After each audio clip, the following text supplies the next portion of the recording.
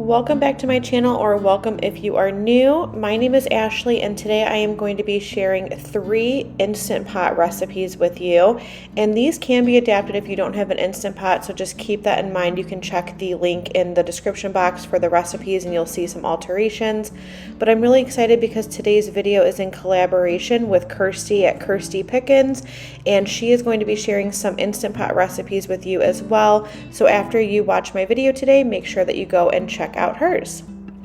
The first recipe in today's video is for this shrimp boil, and I was so excited when I saw this recipe on Pinterest and I could not wait to make it. It is so easy to do and it is absolutely amazing. So what you're going to do is start out by adding in some red baby potatoes that you want to make sure that you scrub well, and then some sliced sausage, just a smoked sausage or andouille sausage, along with some chopped onion, some Old Bay seasoning, and a little bit of hot sauce.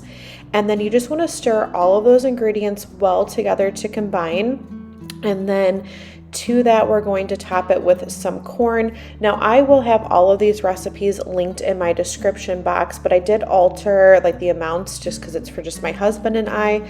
So I just took 2 ears of corn and then cut those in half. That's going in. And then for the liquid, I'm using chicken broth. The recipe calls for a beer or a lager, but I did see in the comments that some people use chicken broth and it worked well, so that's what I'm going to do here. So then you're just going to put on your lid, make sure that it is sealed, and then this is going to cook on high pressure for 5 minutes. And then when that's done, you're going to do a quick release of the pressure. While that was cooking, I went ahead and made the butter that you serve on the side. So to some melted butter and garlic, I'm just going to saute that and then add in a little bit of that Old Bay to that as well. And oh my goodness, like this butter was so good. Now the recipe says to pour it over everything when your food is done cooking, but I just served it on the side for my husband and I, like individually, to like dip our shrimp or potatoes into, and it was amazing. So make sure that you do that step. So here I did the quick release, and then now we're going to add in our shrimp. I'm using shrimp that is already peeled. The recipe says to leave the peel on, but you want to devein it obviously, but it cooked perfectly peeled. So if that's what you have, no worries. And then this is going to cook on high pressure again for 1 minute. Yes, you heard that correctly, 1 minute. And then it's going to come out perfectly. And like I said, I just served it alongside that butter, and it was an amazing dinner. The next recipe is for this Instant Pot lazy lasagna. And so what I'm going to do is start out with my Instant Pot on the saute function. And to the bottom of the Instant Pot, I did use a little bit of olive oil. Now I have only cooked, a few recipes in my Instant Pot. I'm trying to get more comfortable with it, which is kind of why Kirsty and I wanted to do this video collab for you guys, because we do know that a lot of people have Instant Pots and you may not know all the different ways that you can use it. But I did find in a lot of recipes that anytime you're sauteing ground beef, like typically in a pan, I wouldn't put any olive oil, but I think that's just to help to prevent the burn notice and any sticking. So just a touch, and then the ground beef, and then I'm going to break that apart, and then I'm going to add in some diced onion and just let that all saute together until the meat is fully cooked. Now you don't have to worry about the onion like fully cooking down, because when you pressurize this in a little bit, it's going to do that for you. So once the meat has cooked, I'm just going to add in some minced garlic and let that cook for about a minute, just until it becomes fragrant. And then we're going to go in with some tomato paste, and you want to go ahead and add that in here and let that cook. And I'm also going to add in the seasonings you're going to see in a second. It just develops the flavor more. Anytime I see with a recipe where they add tomato paste like along with the tomato sauce, I never do it that way. You're going to get a lot more flavor out of it if you add the tomato paste in first and let it cook before adding in any of your liquid, and you'll just see the results at the end. So if you've never tried that trick before, make sure to give that a try. So like I said, we're going to add in some seasonings here too. So what I'm going to end up adding in is going to be some Italian seasoning, some red pepper flake, and that you want to just do into your taste preference for heat. So I just add a little bit just to give a little bit of flavor, but not too much spice, and then some salt and pepper. So I'm just going to give that a good stir and let it cook for, like I said, just about a minute, just for that to develop some flavor with the tomato paste. And then we're going to go ahead and add in 1 jar of marinara sauce. And then the recipe also calls for water. So for the amount of water, it calls for a total of 3 cups of water, but what you're going to do is start out with 2.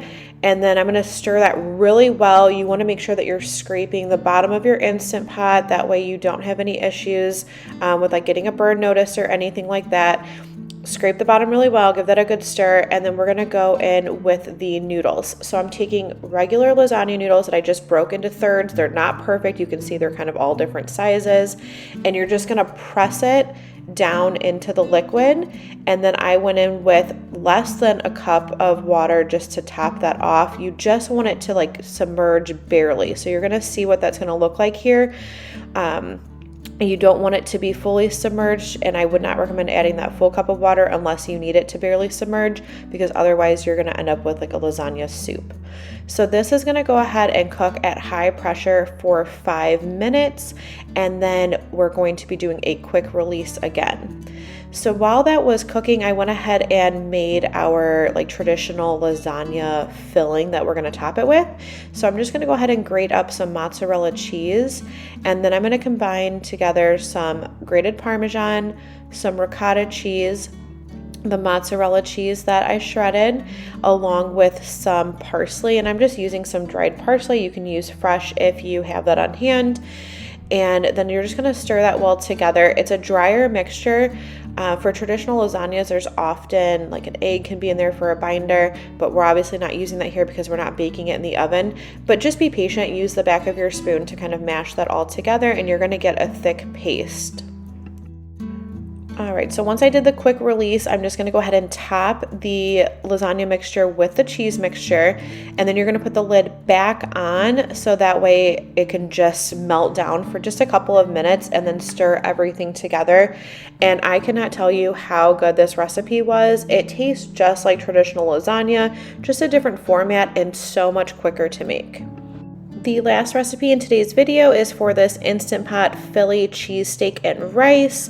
So what you're going to do is start out by browning 1 pound of ground beef. Same thing as the last recipe, I did put a touch of olive oil in the bottom of the Instant Pot, and I'm just going to go ahead and break that apart and let it start to brown. Once the ground beef has browned, I'm just going to go ahead and add in the water, and then the recipe also calls for beef broth. Now I use the better than bouillon, so I'm just going to add in the right amount of water, and then that's what you're seeing me add here is the better than bouillon, and then just give that a good stir. And then for the seasonings in this recipe, you're going to use some salt and pepper, and then also some garlic powder and onion powder. Now I was out of onion powder, so I didn't use it. Normally if I'm out, I'll also substitute like the dried minced onion, but we are gonna have some fresh onions going in here, so I wasn't too worried about it. So I went ahead and omitted that. And then next we're going to add in 1 can of cream of mushroom soup.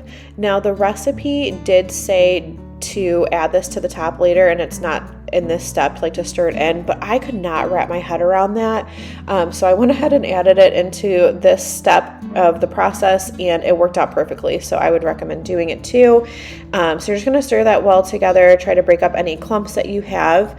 And then we're gonna go in with 2 cups of white rice, and you just want to gently sprinkle that in.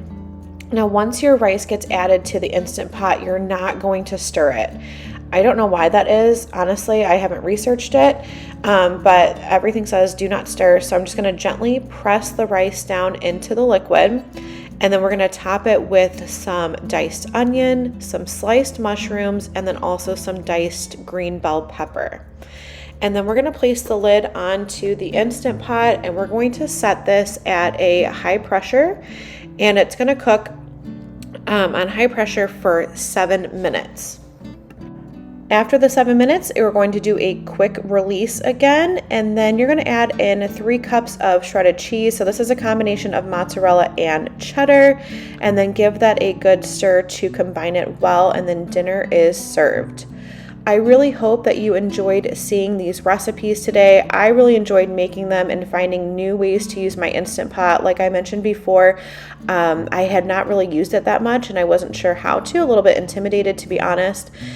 So I really hope that you enjoyed seeing these. Please make sure to check out Kirsty's channel and her video. I will have them linked in my description box below because I know she's going to have some great ideas for you as well.